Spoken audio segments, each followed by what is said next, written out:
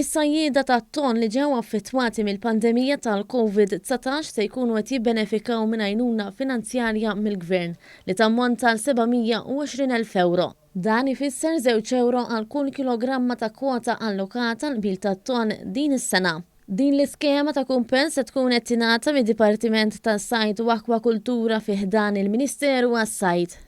F'konferenza tal-aħbarijiet il-Ministru għas-Sajd Anton Refalo spjega li l-għajnuna finanzjarja se tingħata peress li fl-aħħar xhur il-konsum tal-ħut f'pajjiżna naqas sostanzjalment.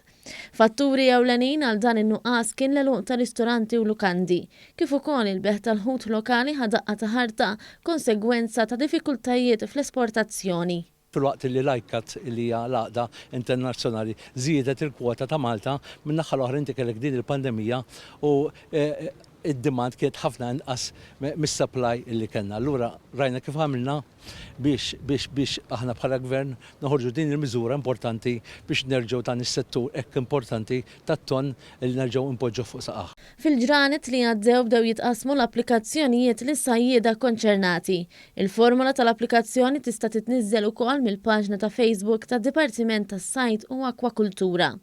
Dawk interessati għandhom jibgħatu bil-post tal-applikazzjoni tagħhom flimkien ma' dokumenti oħra mitluba li Dipartiment tas-Sajd u Akwakultura ġewwa l-Ammiri sa mhux aktar tard mit-3-22 ta' Settembru.